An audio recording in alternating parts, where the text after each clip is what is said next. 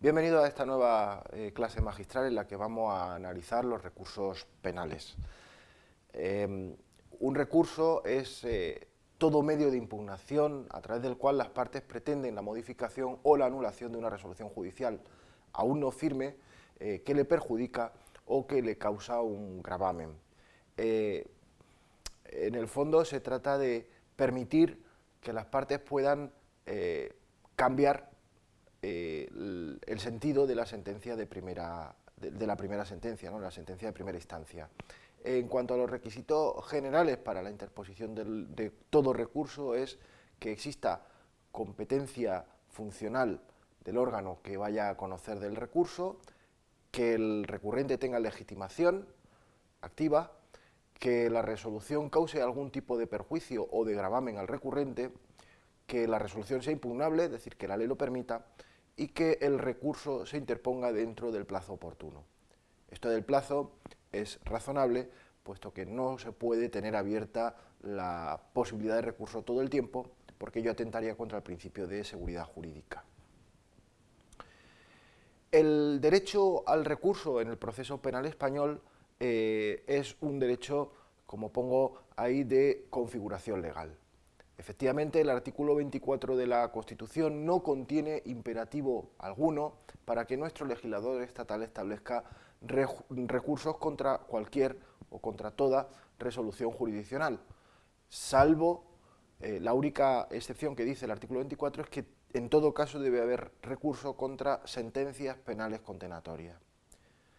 Sin embargo, este derecho al recurso, derecho, como digo, de configuración legal, se ha ido expandiendo y en la actualidad existe recurso para casi todas las resoluciones, tanto las interlocutorias como las no interlocutorias, es decir, las definitivas, que emiten tanto los letrados de la Administración de Justicia como los propios jueces. Además, este derecho de recurso se ha ampliado con la reforma de 2015, la Ley 41/2015, amplía y reconoce la segunda instancia penal con carácter general que hasta ahora no se reconocía y que analizaremos posteriormente. Existen diferentes tipos de recursos. Tenemos recursos contra resoluciones interlocutorias, es decir, aquellas que no agotan el proceso como tal, el procedimiento jurisdiccional sigue hacia adelante con independencia de esas resoluciones intermedias, por así decirlo. En este tipo de recursos se incluye el recurso de reforma, el recurso de súplica, el de apelación en determinados supuestos y el de queja. Los recursos contra sentencia o resoluciones que ponen fin al proceso, es decir, que condenan o no condenan al investigado, al imputado, y este tipo de recursos son de apelación y de casación. Luego tenemos los recursos devolutivos, que son aquellos cuya decisión corresponde al mismo órgano que dictó el recurso que se recurre, valga la redundancia, y aquí tenemos los recursos de reforma y de súplica, los recursos devolutivos, que son resueltos por el órgano superior de aquel que dictó la resolución recurrida. En este caso tenemos los recursos de queja, apelación y casación, y además otra ulterior clasificación están los recursos ordinarios, que permiten revisar la resolución de instancia, la resolución de primera instancia, en todos tanto en el objeto procesal como los hechos, como los fundamentos jurídicos, en todas las cuestiones. Serían los recursos de reforma, súplica, queja y apelación. Y por último, los recursos extraordinarios, que solo permiten reformar o revisar por determinados motivos y causas expresados legalmente, y que están además tasados, el recurso de casación y el de apelación de sentencia u otras resoluciones que ponen fin al proceso y que, como digo, no entran en cuestiones fácticas, sino que simplemente analizan la fundamentación jurídica y las cuestiones jurídicas. Vamos a ir poco a poco. Los efectos de los recursos, fundamentalmente, efectos de el efecto de que paraliza que la sentencia en primera instancia devenga, adquiera la autoridad de cosa juzgada, ¿vale? Es decir, que resulte inmodificable. También crea, evidentemente el recurso crea una expectativa de reforma o de anulación de la resolución impugnada y una posibilidad de resolución en sentido inverso a lo ya resuelto. Y por último, en determinados supuestos, y la admisión del recurso implica la prohibición de llevar a efecto lo resuelto, si tiene efectos suspensivos, es lo que se llama el efecto suspensivo. Lo que está claro en todo caso es que, y así lo expresa la propia Constitución española, es que ese derecho al recurso no puede suponer, esa segunda instancia no puede suponer una agravación o un empeoramiento de la situación jurídica tal y como venía fijada en la sentencia que se recurre, ¿vale? Por lo tanto, la segunda instancia nunca va a perjudicar al condenado. Vamos a ir tipo por los recursos. El primer recurso es el recurso de reforma. Es un recurso, como os decía, no devolutivo, es un recurso potestativo y no suspensivo y ordinario. Y además es un recurso que varía en función del tipo procedimental en que estemos. En el procedimiento ordinario cabe contra todos los autos dictados por el juez de instrucción, salvo los expresamente excluidos. Por ejemplo, el auto que pone fin a la instrucción. Ese auto no cabe recurso de reforma. En el procedimiento abreviado cabe contra todas las resoluciones interlocutorias del juez de instrucción. Debe interponerse por escrito ante el juez en el plazo de los 3 días siguientes de la notificación y ese recurso debe venir firmado por letrado. El juez tiene que resolver mediante auto, que además es recurrible en apelación. El recurso de súplica es igual que el recurso de reforma que acabamos de ver, solo que sirve para impugnar autos que dictan órganos colegiados, siempre que la ley no disponga de lo contrario. Por ejemplo, la sala de lo penal de la audiencia provincial. El recurso de queja, que es un recurso devolutivo y ordinario, está previsto para la inadmisión de la apelación en casación. Cuando no se admite el recurso de casación, perdón, de la apelación en casación, entonces cabe este recurso de queja. Es sustitutivo de la apelación y sirve como medio para impugnación frente a la denegación a tener por interpuestos determinados recursos, como digo, apelación y casación. En cuanto al recurso de reposición, cabe contra la diligencia de ordenación y los decretos de los letrados de la Administración de Justicia, y ha de imponerse también por escrito, y contra el auto que lo resuelve no cabe ningún tipo de recurso. El recurso de revisión es idéntico que el de reposición, con la única diferencia que se interpone ante el juez con competencia funcional en la fase en que haya recaído decreto del letrado de la Administración de Justicia, ¿vale? El recurso de revisión sería como el recurso de apelación respecto de los decretos del letrado de la Administración de Justicia. El recurso de apelación contra sentencia interlocutoria, es decir, que no pone fin al procedimiento, se configura como un modelo ordinario de impugnación de resoluciones interlocutorias, si bien tiene carácter no suspensivo. ¿Para qué? Para darle mayor celeridad al procedimiento y así evitar que estos recursos sean utilizados con ánimo dilatorio.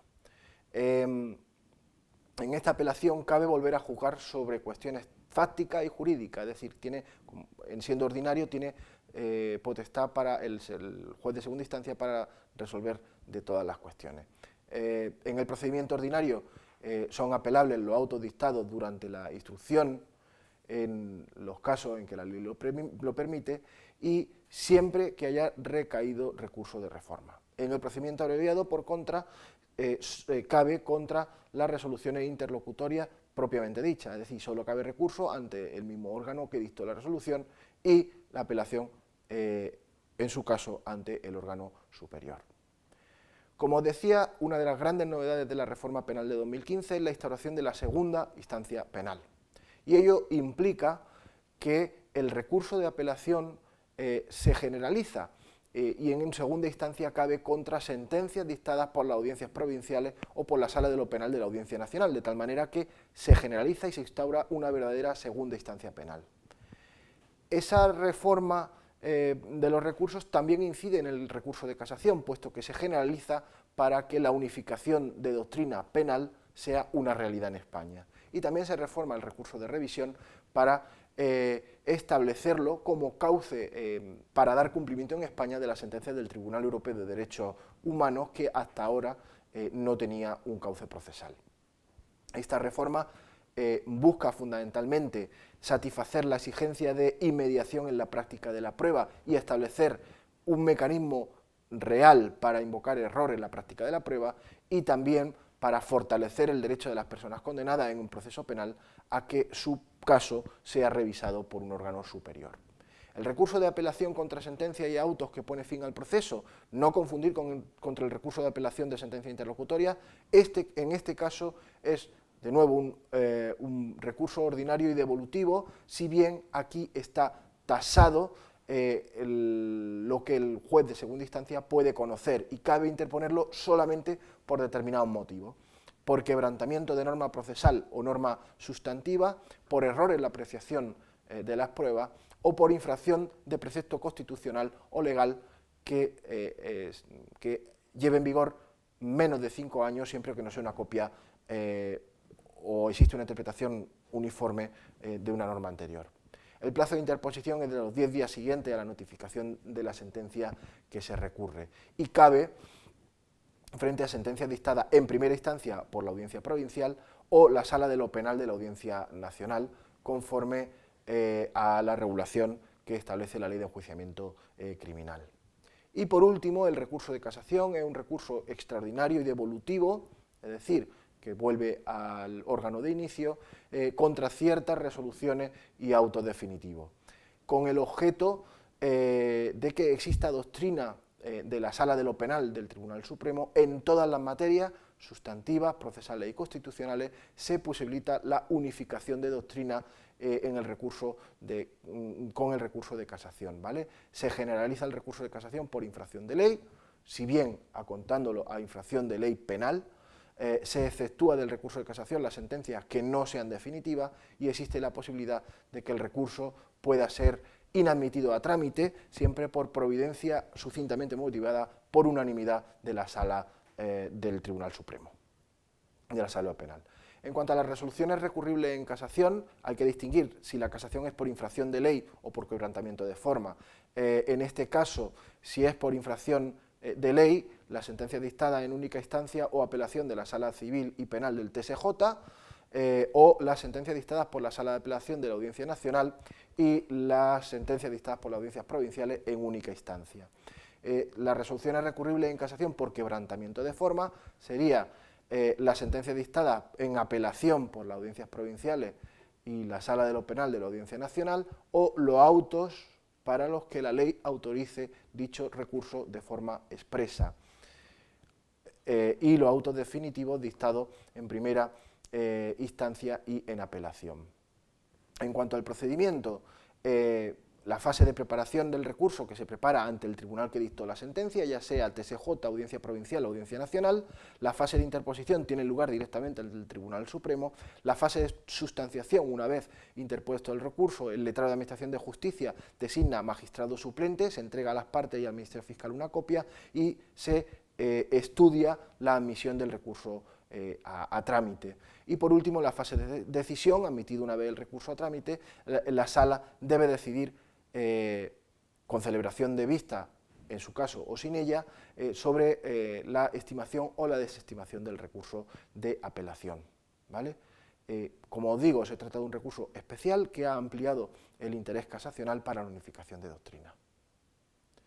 Y con esto terminamos la lección correspondiente a los recursos procesales penales. Muchas gracias.